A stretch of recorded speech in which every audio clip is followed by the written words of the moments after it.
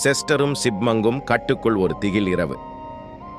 Camping cars, Chester and chipmunks, wild and adventurous night out.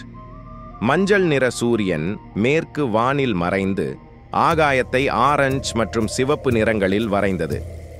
பெரிய ஒரு பையை தோளில் சுமந்திருந்த குண்டான கரடி செஸ்டர் தனது கண்ணாடியை சரி செய்து முகாமை சுற்றி பார்த்தான். அவன் தோளில் உட்கார்ந்திருந்த சுறுசுறுப்பான அணில் சிப்மங்க் ஆர்வத்தால் அதிர்ந்து தனது கொண்டை துடிக்க விட்டான்.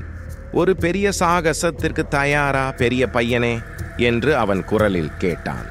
அவர்களின் திட்டம் எளிமையானது. வார இறுதியில் காட்டுக்குச் சென்று முகாமிடுவது, விண்மீன்களின் கீழ் தூங்குவது, முகாம் தீயில் கதைகள் சொல்வது, மார்ஷ்மெல்லோ தயாரித்து சாப்பிடுவது, வடக்கு வெளிச்சத்தை பார்க்க முயற்சி செய்வது, காட்டுக்குள் ஒரு முகாம் அமைத்து விண்மீன்கள் வெளிச்சத்தில் ஸ்வரசியமாக ஒரு ஓரவை கழிப்பது. வார இறுதியை கொண்டாடக்கூடிய திட்டம் அது. ஆனால் விதி வேறு யோசனைகளை வைத்திருந்தது போல் இருந்தது. அவர்கள் தங்கள் கூடாரத்தில் அமர்ந்ததும் காட்டின் வழியாக ஒரு குறைந்த முழக்கம் ஒலித்தது. காற்று வீசியது. மரங்கள் அசைந்து குளிர்ச்சியான காற்று வீசியது. காற்று வீசியது. மரங்களின் இலைகளை அசைத்து காட்டில் ஒரு சலசலப்பை உருவாக்கியது. காற்று குளிர்ச்சியாக இருந்தது. மழையின் அறிகுறியாக இருந்தது. செஸ்டரின் முதுகு தண்டில் குளிர்ச்சியை ஏற்படுத்தியது. கனமான மற்றும் ஓயாத மழை விரைவில் தொடர்ந்தது. அவர்களின் வசதியான புகலிடத்தை ஈரமான கசிவுள்ள குழப்பமாக மாற்றியது. தாய் இயற்கை நம் திட்டங்களுடன் மிகவும் மகிழ்ச்சியாக இல்லை போல் தெரிகிறது என்று சிப்மங்க் கூறிக்கொண்டான். அவனது குரல் மழையின் இரைச்சலில் மெதுவாக கேட்டது. எப்போதும் நம்பிக்கை கொண்டிருந்த செஸ்டர் சிரித்து கொண்டான். கவலைப்படாதே சிறிய நண்பனே, நாங்கள் அதை சிறப்பாக செய்வோம். அவர்கள் பகிர்ந்து கொண்ட சாகச மனப்பான்மையால் தூண்டப்பட்டு அவர்கள் நெருக்கமாக கூடி இருட்டை தடுக்க கதைகளையும் நகைச்சுவைகளையும் பகிர்ந்து கொண்டனர்.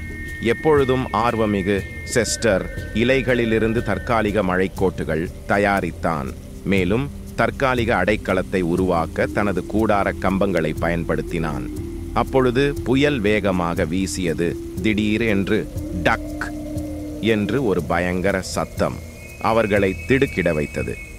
மழையால் கனமான ஒரு கிளை உடைந்து விழுந்து அவர்களின் கூடார நுழைவை தடுத்துவிட்டது. பீதி அவர்களை விழுங்கும் அபாயம் இருந்தது. ஆனால் சிப்மங்க், எப்போதும் வேகமாக சிந்திப்பவன், அருகிலுள்ள மரத்தில் ஏறி அற்புதமான திறமையுடன் தடையை அகற்றினான். அவர்களின் துன்பத்தால் சோர்வடைந்தாலும் உற்சாகமடைந்தவர்களாக அவர்கள் மீண்டும் தங்கள் கூடாரத்திற்குள் நழுவிச் சென்றனர். துன்பத்தின் முகத்தில் உருவான தோழமை அவர்களின் பிணைப்பை பலப்படுத்தியது. இறுதியாக புயலடங்கி ஒரு மில்லியன் நட்சத்திரங்களால் மின்னும் வானத்தை வெளிப்படுத்தியது. அவர்கள் வெளியே வந்தனர். காட்டுப்பகுதிக்கு முன்னும் இப்போதும் இணைந்திருப்பது போல் உணர்ந்தனர். மறுநாள் காலை சூரியன் மேகங்களின் வழியாக எட்டி பார்த்து முகாமை மென்மையான பொன்னிற ஒளியில் வரைந்தது. காற்று தெளிவாக இருந்தது. பறவைகளின் பாடல் இனிமையாக இருந்தது. மழையால் கழுவப்பட்ட காடு புதுப்பிக்கப்பட்ட வாழ்க்கையுடன் ரீங்கியது. அவர்களின் முகாம் பயணம் அவர்கள் கற்பனை செய்த இன்பமான கற்பனையிலிருந்து வெகு தொலைவில் இருந்தாலும் காட்டுத்தனமான மறக்க முடியாத சாகசமாக இருந்தது.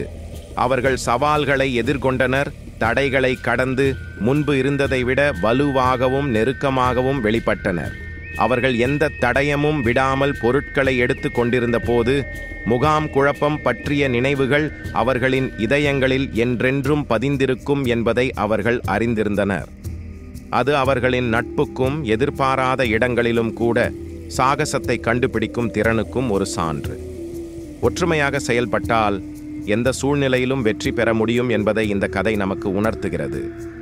ஒன்றுபட்டால் உண்டு வாழ்வு. நன்றி, வணக்கம்.